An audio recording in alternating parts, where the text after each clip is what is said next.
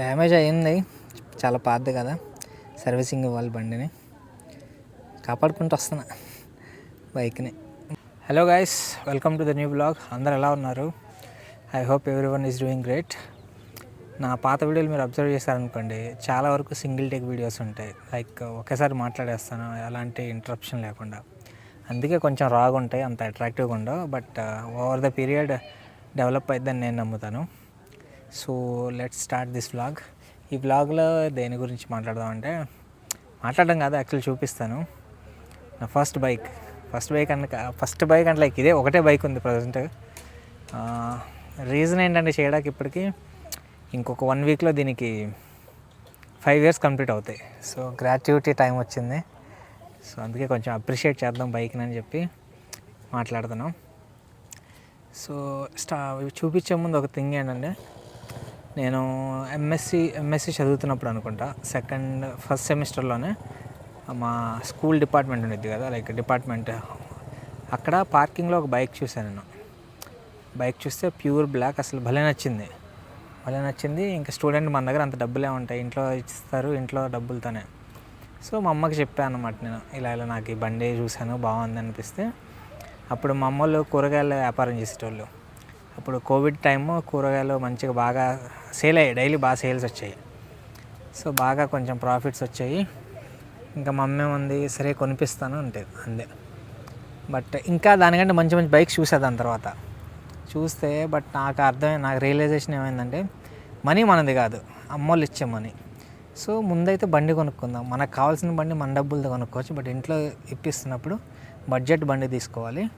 And ఇంకొకటి నేనేం ఆలోచించానంటే, ఫ్యామిలీకి కూడా యూజ్ అవ్వాలి. ఇప్పుడు మా అమ్మ ఎక్కడికైనా వెళ్ళాలన్నా, మా నాన్న ఎక్కడికైనా వెళ్ళాలన్నా ముగ్గురం సరిపడేటట్టు. అలాగే మా అమ్మ కూర్చునేటప్పుడు ఇబ్బంది లేకుండా, మనం స్పోర్ట్స్ బైక్స్ అని, స్పోర్ట్స్ లుక్స్ అని, ఆ సింగిల్ సీటింగ్ అలా ఉంటుంది చూడండి, అలాంటి వాటికి వెళ్తే ఇబ్బంది అయింది. సో ఇవన్నీ దృష్టిలో పెట్టుకొని నేను ఒక బండి సెలెక్ట్ చేసుకున్నా. సో ఇప్పుడు మీకు చూపిస్తాను, రెడీగా ఉండండి.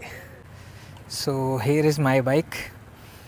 5 years బ్యాక్ ఉన్న బైక్ ఇది, మా అమ్మ వాళ్ళు కొనిపించింది. ఫస్ట్ 6 EMIs మా అమ్మ వాళ్ళు పే చేశారు, చాలా కష్టపడి. అభ్యాసం అది కొంచెం బిలో మిడిల్ క్లాస్ కాబట్టి బాగానే ఇబ్బంది అయింది. బట్ ఫస్ట్ బైకే. ఇంకా తర్వాత నాకు జాబ్ వచ్చింది, ఎంఎస్సీ అయిపోయాక కాలేజ్ ప్లేస్మెంట్ అయింది, క్యాంపస్ ప్లేస్మెంట్.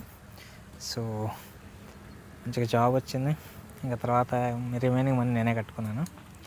బట్ మా అమ్మ వాళ్ళు ఎంత ఇష్టంతో ఇప్పించారు, అందుకే ఇదంటే నాకు బాగా ఇష్టం. సో ఆల్మోస్ట్ 5 years, ఇంకా December 31st వస్తే కంప్లీట్గా 5 years అయింది. అది బాగా ఏమంటారు దాన్ని, ఎఫెక్షన్ బండి మీద నాకు బాగా ఎక్కువ. చాలా హెల్ప్ అయింది ఈ బండి వల్ల, నాకు చాలా పనులు చాలా ఫాస్ట్గా అవుతాయి.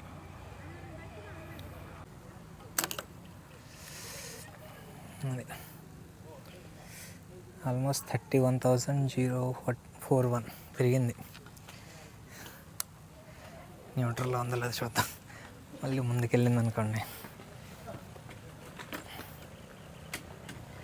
అది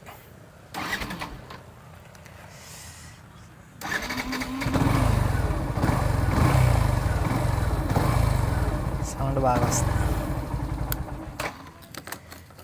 బాగా ఇష్టమైంది.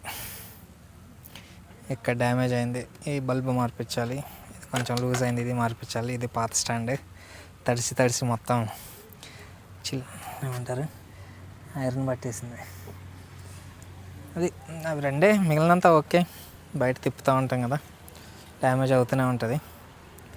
అది కొన్ని డ్యామేజ్ అయ్యింది, చాలా పాతది కదా, సర్వీసింగ్ ఇవ్వాలి బండిని, కాపాడుకుంటూ వస్తున్నా బైక్ని.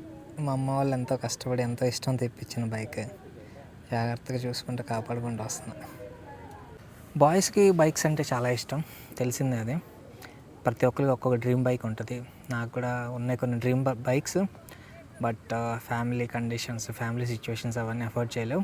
సో ఫ్యామిలీకి తగ్గట్టు మనము అడ్జస్ట్ అవ్వాల్సిందే.